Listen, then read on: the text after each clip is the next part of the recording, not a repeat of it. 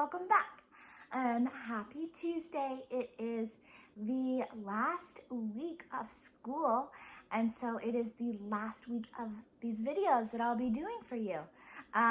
So I am doing books that are some of my favorite, and I hope they're some of your favorite books too.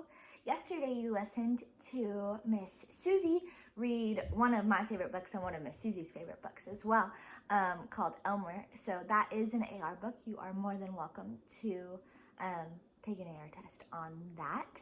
And I look forward to seeing your AR test scores and seeing how well you do, because I know that you are just amazing kids. I have to sneeze. Excuse me if I do. On Thursday, we are going to do our end of the year celebration, our end of the year class party. I am so excited. But be sure before tomorrow, I guess, to come by the school and pick up your packet for the party. You can't open it before the party, but you can come pick it up, and then you can have it for the party. If not, then I will deliver it to your house. So if you would like to make my life a little bit easier, please come pick it up to the school. It is in a bin titled Miss Robinson's Class Celebration. So today for morning meeting, we are going to talk about memories, and we have lots of wonderful memories in our class. And so I want to hear your or one of your favorite memories from this past school year. One of your favorite times that you remember, something that you might remember forever from our class, or one of your favorite things that we did in our class together. A couple things while I was planning for this video, a couple of things that I thought of was I loved doing field trips with you guys. You guys were so well behaved on field trips. You were the most well behaved class. And I will say that to anybody.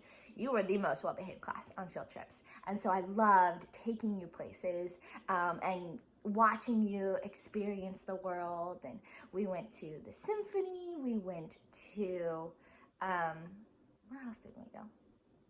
The Gwinnett Environmental Center. That might have been my favorite, with the bubbles, and we got to touch fur, and we went on a nature walk. That was so fun. And so I just loved all of our field trips. They were wonderful. Another thing that I thought of that I loved doing in our class was I loved reading to you.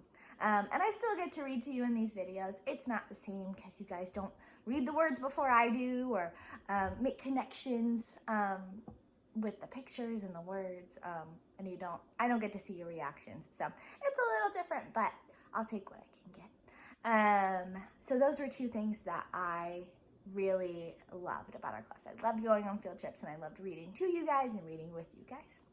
So today, this week we're going to read some of my most favorite books for our last week of school. So yesterday we read Elmer. I think it's called Elmer. Yeah, Elmer. And today we are going to read a Dr. Seuss book, because you know that how much I love Dr. Seuss. And it is called If I Ran the Zoo. And this is kind of fitting because last week we went to the San Diego Zoo on a virtual field trip, and it was a lot of fun. It is by Dr. Seuss, so the author is Dr. Seuss, and the illustrator is also Dr. Seuss. All right. Can you see? "It's a pretty good zoo," said young Gerald McGrew, "and the fellow who runs it seems proud of it, too." It's a lion. "But if I ran the zoo," said young Gerald McGrew, "I'd make a few changes. That's just what I'd do. The lions and tigers and that kind of stuff they have up here now are not quite good enough. You see, things like these, in just any old zoo, they're awfully old-fashioned. I want something new. So I'd open each cage. I'd unlock every pin, let the animals go, and start over again. And somehow or other, I think I could find some beasts of a much more unusual kind." So he just lets all the normal animals go. And he's going to fill it with different animals. A four-footed lion's not much of a beast. The one in my zoo will have 10 feet at least, 5 legs on the left and 5 more on the right. Then people will state and they'll say, what a sight! This zookeeper, new keeper, Gerald's quite keen. That's the gosh darndest lion I've ever seen. The lion has 10 feet. My new zoo, McGrew Zoo, will make people talk. My new zoo, McGrew Zoo, will make people gawk. That means like look with their mouths open. At the strangest odd creatures that ever did walk. I'll get for my zoo a new sort of a hen who roosts in another hen's topknot, and then another one roosts in the topknot of his, and another in his, and another in his, and so forth, and upward and onward. Gee whiz! All those hens roosting or sitting on each other's heads. But that's just a start. I'll do better than that. They'll see me next day in my zookeeper's hat, coming into my zoo with an elephant cat. They'll be so surprised they'll all swallow their gum. They'll ask when they see my strange animals come, where do you suppose he gets things like this from? His animals all have such very odd faces. I'll bet he must hunt them in rather odd places. And that's what I'll do, said young Gerald McGrew. If you want to catch beasts you don't see every day, you have to go places quite out of the way. You have to go places no others can get to. You have to get cold and you have to get wet too. Up past the North Pole where the frozen winds squeal, I'll go and I'll hunt in my Skiggle-mobile and bring back a family of, what do you know? And that's how my new zoo, McGrew Zoo, will grow. I love these rhyming words. Day, way, squeal, mobile, know, and grow. You guys are great at rhyming words. I'll hunt in the mountains of Zomba Matant with helpers who all wear their eyes at a slant and capture a fine fluffy bird called the bustard who only eats custard with sauce made of mustard, and also a very fine beast called the flustered who only eats mustard with sauce made of custard. I'll catch them in caves and I'll catch them in brooks. I'll catch them in crannies, I'll catch them in nooks that you don't read about in geography books. I'll catch them in countries that no one can spell, like the country of Madafapada-Fapel. In a country like that, if a hunter is clever, he'll hunt up some beasts that you never saw, ever.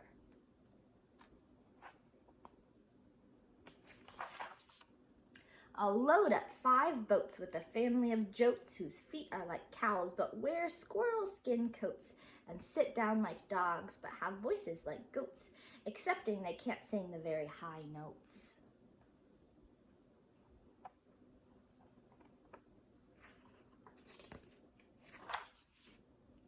And then I'll go down to the wilds of Nantucket and capture a family of lunks in a bucket. Then people will say, now I like that boy heaps. His new zoo, McGrew Zoo, is growing by leaps. He captures them wild and he captures them meek. He captures them slim and he captures them sleek. What do you suppose he will capture next week?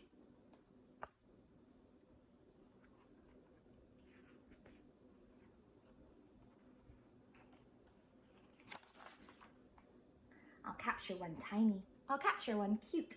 I'll capture a deer that no hunter would shoot, a deer that's so nice he could sleep in your bed if it weren't for those horns that he has on his head.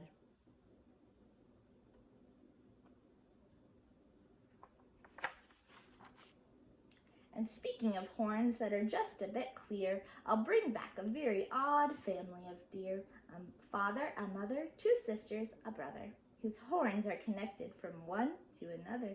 whose horns are so mixed they can't tell them apart, can't tell where they end and can't tell where they start. Each deer's mighty puzzled, he'll never get found if his horns are hers or the other way around.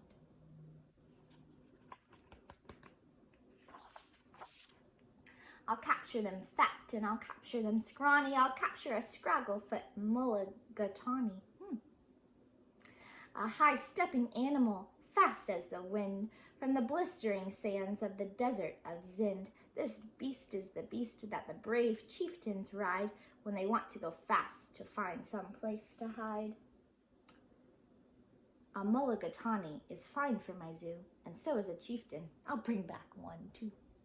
He's bringing back everything. In the far western part of southeast North Dakota lives a very fine animal called the Iota. But I'll capture one who is even much finer in the northeastern west part of South Carolina. When people see him, they will say, now by thunder, this new zoo, McGrew Zoo, is really a wonder. That's an Iota, apparently. Dr. Seuss was really good at making new animals, huh? Most beasts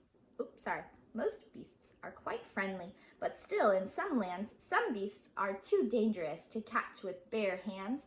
For those that are ugly and vicious and mean, I'll build a bad animal catching machine. It's rather expensive to build such a kit, but with it, a hunter can never get bit. That animal does not look very nice, huh? A zoo should have bugs, so I'll capture a thwirl whose legs are snarled up in a terrible snarl. And then I'll go out and I'll capture some chugs, some keen shooter, mean shooter, bean shooter bugs. They're shooting beans. I'll go to the African island of Yurka and bring back a tizzle-top tufted mazurka, a kind of canary with quite a tall throat. His neck is so long if he swallows an oat for breakfast the first day of April, they say, it has to go down such a very long way that it gets to his stomach the 15th of May.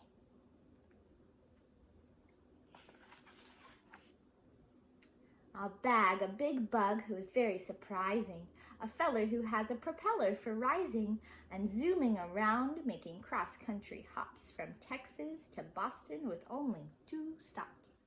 Now that sort of thing for a bug is just tops. And when I've caught him, then the next thing you know, I'll go and capture a wild tic-tac-toe. With X's that win and zeros that lose, he'll look mighty good in the zoo of McGrew's.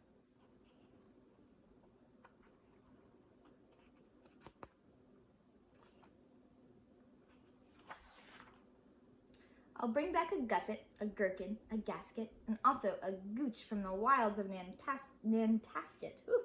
And 8 Persian princes will carry the basket, but what their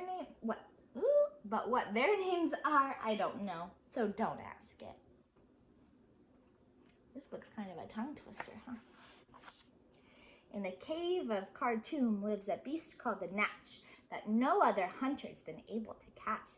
He's hidden for years in his cave with a pout, and no one's been able to make him come out. But I'll coax him out with a wonderful meal that's cooked by my cooks in my cookermobile. They'll fix up a dish that is just to his taste. 3 chicken croquettes made of library paste. Yuck. Then sprinkled with peanut shucks, pickled and spiced, then baked at 600 degrees, and then iced. It's mighty hard cooking to cook up such feasts, but that's how the new zoo, McGrew Zoo, gets beasts. I'll go to the faraway mountains of Topsk, near the river of Nopsk, and I'll bring back an Opsk, a sort of kind of a thing, a Mabopsk, this is hard, who only eats rhubarb and corn on the Kopsk. Then people will flock to my zoo in a Mopsk. McGrew, they will say, does a wonderful Jobsk, I don't know. He hunts with such vim and he hunts with such vigor. His new zoo, McGrew Zoo, gets bigger and bigger. And speaking of birds, There's the Russian Paluski, whose headski is redski and belly is blueski. I'll get one of them for my Zooski Magrooski.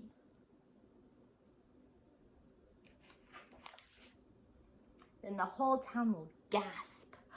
Why, this boy never sleeps. No keeper before ever kept what he keeps. There's no telling what the young fellow will do. And then, just to show them, I'll sail to Catrue and bring back an itchcock, a preek, and a prue, a nurgle, a nerd, and a seersucker too.